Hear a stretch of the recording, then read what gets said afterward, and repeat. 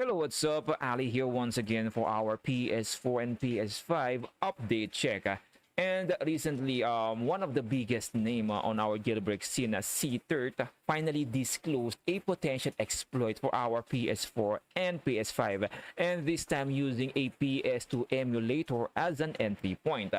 You'll find the article in Wololo, which will leave a link on our description, but we'll just read through the article and we'll provide our thoughts and opinion later. And since this one is already published in Wololo, you can definitely make sure that this one is legit. So you can actually use this website as reference. And let's just go ahead and read through the article. So PlayStation hacker Extraordinary C-Third has disclosed an unpatched exploit for the PS4 and PS5 using the integrated PS2 emulator as an entry point. In the current state of this disclosure, the hacker explains the vulnerability would allow tinkerers to run pirated PS2 games on the PS4 and PS5, and one can assume PS2 homebrews. But he also promises more to come, specifically PS4 native homebrew execution, nicknamed Masticore or Mast One Core. So you can read however you want.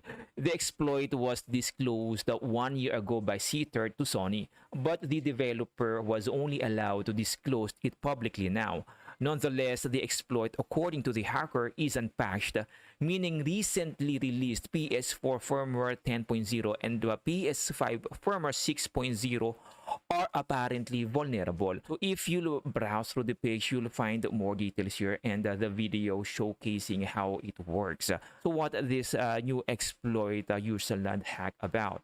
Okay, so hacking a console typically requires two levels of exploits. An entry point that you can access within the restricted limits you have as a user of the console, and a privilege escalation exploit. In practice, things can get much more complicated, but that on modern systems with many other security measures to defeat. But the basic idea is always entry point, then a privilege escalation. In this case, the Masticore exploit, as it is described in C-Third's first document, is the entry point leveraging the fact that the PS4 and PS5 can run PS2 games within an integrated emulator. And using a PS2 exploit, it is possible to use the PS2 emulator on the PS4 and PS5 as an entry point through game save exploits. This is a significantly different approach from using WebKit vulnerabilities, something that's historically been the main entry point on PS4 exploits. But for people who have been on the hacking scene for some time, this is a throwback to good old times. The PSP leveraged save game exploit as a lot as entry point to exploits and closer to what's being achieved here.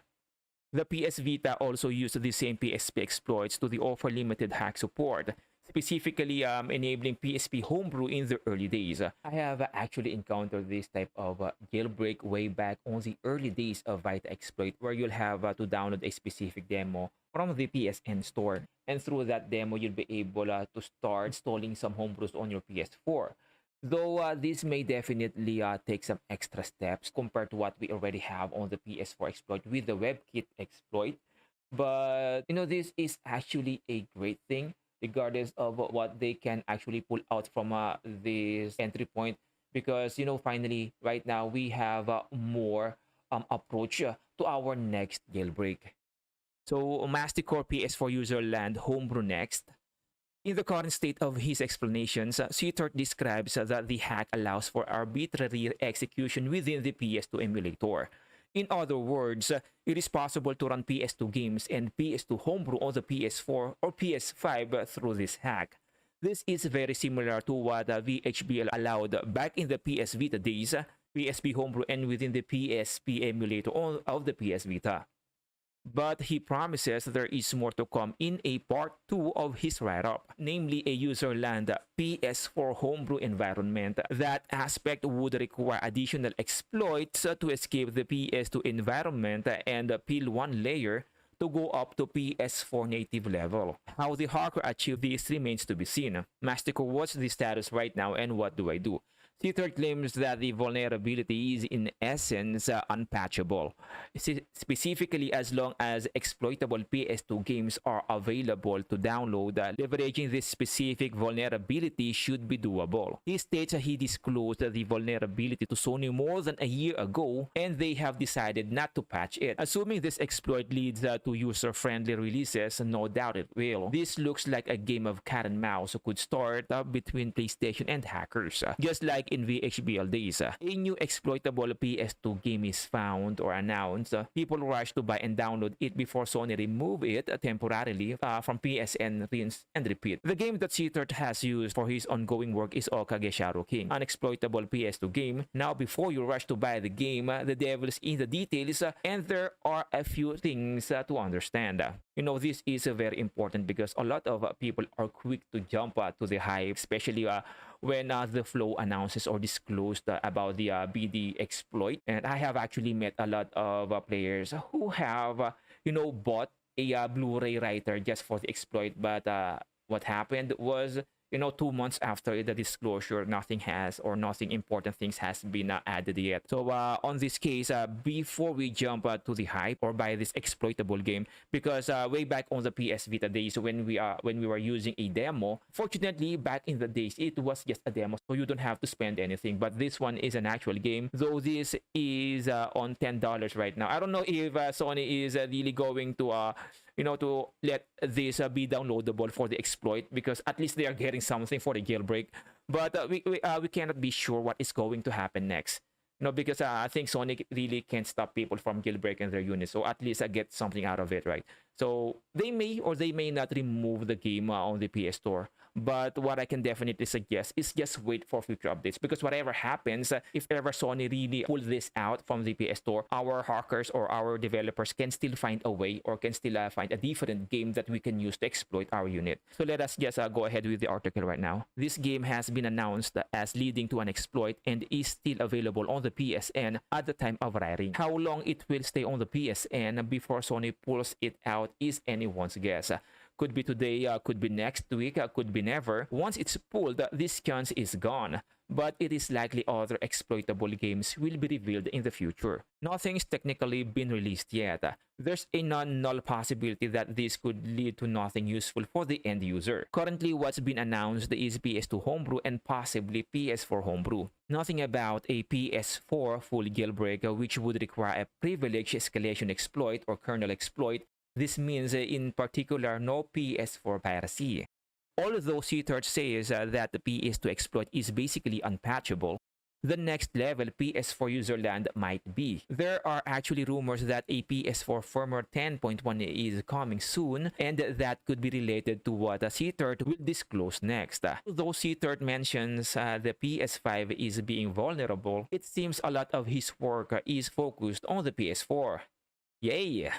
PS5 compatibility might only be theoretical at this point, in particular for end users. Crafting the right PS2 save game for your PS4 console requires a way to encrypt the save game for your specific PSN ID. This means someone with an already hacked PS4 or more advanced means need to do it for you. Although it sounds very likely that the community will be able to provide services for that, this is not as straightforward as your typical hack. Specifically from Seater, with one of these exploits, PS4 save file containing the crafted PS2 memory card can be encrypted and signed for any PSN ID by anyone with a hacked PS4 as any firmware, or just a PC if they have decapped the SAMU keys, and then imported to the target PS4, PS5 using the USB save import features in settings. Based on the above, understand that the game is $10. To some, this might be a lot of money for something with no guarantee. Don't jump the gun and buy a PS2 game expecting something it's not. It is still very early to jump on the hype train.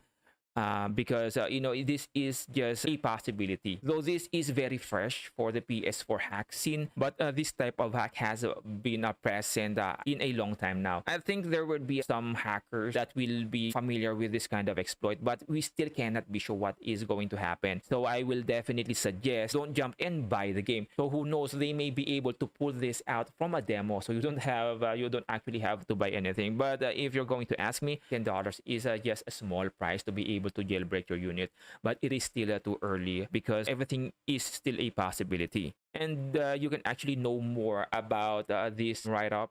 This contains all of the details that Cheater has disclosed. But for us end user, the important thing is this is a very good news, knowing that there is more possibility for our PS4, especially for those who are stuck on above 9.0. So it's been like 9 months already since the last jailbreak, and they have been really waiting that long already. And this news is really providing some hope that there is a light at the end of a tunnel. There are just some few things that I'd like to discuss, like why it has already been disclosed by Cheater more than a year ago, and why is it only allowed now to be disclosed. I think that span of a time there could have been some developments on that exploit already that was just not allowed to be disclosed. And from what is happening on our current jailbreak 9.0, we are getting games more than what we should be getting. This really strengthens my feeling that there is already something above 9.0. So is this the one?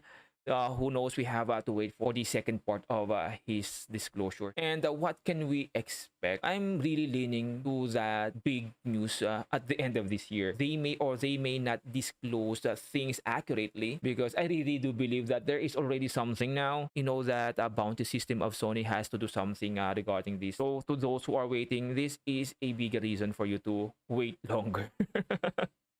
So at least there is more reason for you to wait. And by the way, if you want to know more about things that you can do on your PS4 while waiting for the next jailbreak, we actually made a separate video for that. So you may go ahead and check the video and discover some things. Actually, not discover, but rediscover some things on your PS4 while waiting for your next jailbreak. And one more thing. What could be the potential of this new exploit?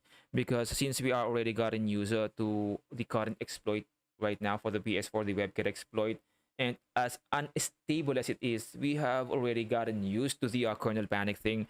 But with this new entry point, they may be able to bring something new, or who knows, we may be looking at a ENSO thing for the PS4. So if you're not familiar with ENSO is like the application for the PS Vita that gives it a permanent jailbreak. And I'm really hoping that they can finally, bring something like this on the PS4. If they will have the same application or process like we had on the Vita, we may be looking at a more stable jailbreak. And hopefully the next part of his disclosure will provide more light about this new exploit and also a better news. And this is it. Again, this is Ali. If you have any questions or opinions you would like to share, please go ahead and share them in our comment section. And if you'd like to have more of this update check, please go ahead and like and subscribe, and see you on our next video. Bye-bye.